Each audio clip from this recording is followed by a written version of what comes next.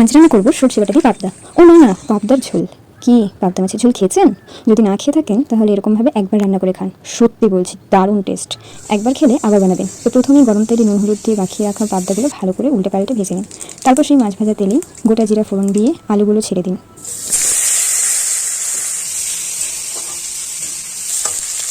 এবার ভালো করে আলুগুলোকে নেড়ে চেড়ে ভাজতে থাকুন।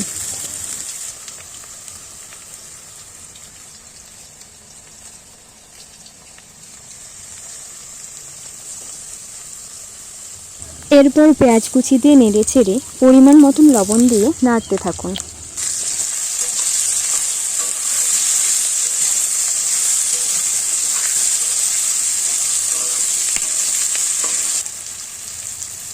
তারপর পরিমাণ মতন হলুদ দিয়ে আবার নাড়তে থাকুন।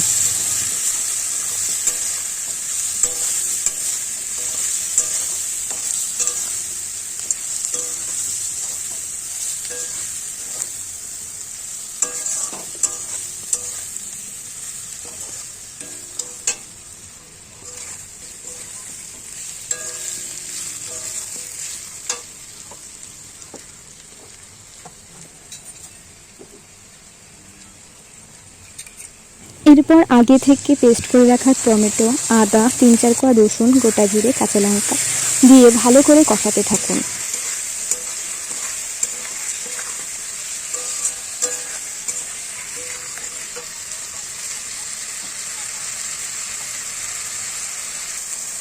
কষানোর সময় দিয়ে দেবেন কাশ্মীরি লঙ্কার গুঁড়ো, তবে হ্যাঁ পরিমাণ মতো।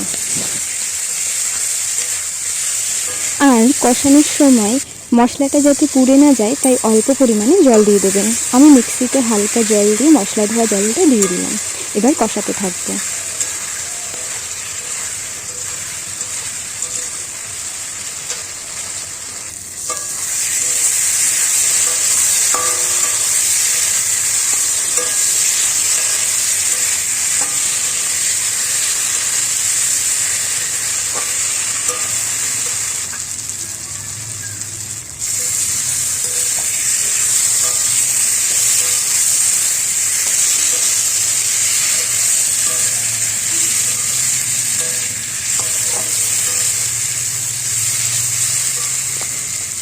যখন দেখবেন এরকম শুকনো শুকনো হয়ে গেছে, মানে কষানো হয়ে গেছে, তখন পরিমাণ মতন জল দিয়ে দেবেন।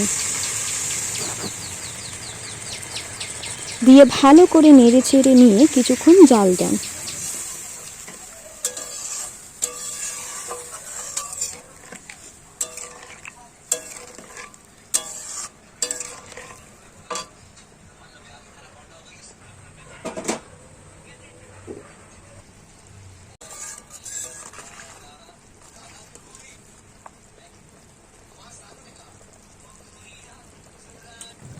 যখন এরকম টকবক করে ফুটবে তখন এর মধ্যে ভেজে রাখা মাছগুলো দিয়ে নেড়ে চেড়ে ঢাকা দিয়ে জাল দিন।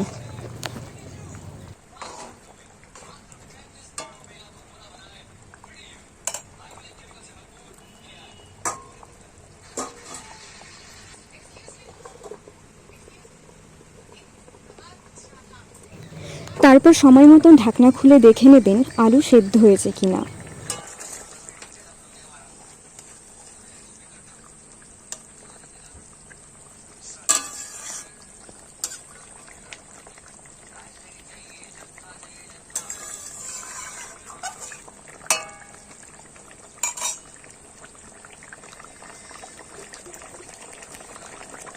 নিন, তৈরি আপনার আজকের রেসিপি সুস্বাদু পাবদার ঝোল। এমন স্বাদ যে আঙুল চেটে পুটে খাবেন। ভালো লাগলে অবশ্যই একটা লাইক দিয়ে যাবেন। ধন্যবাদ।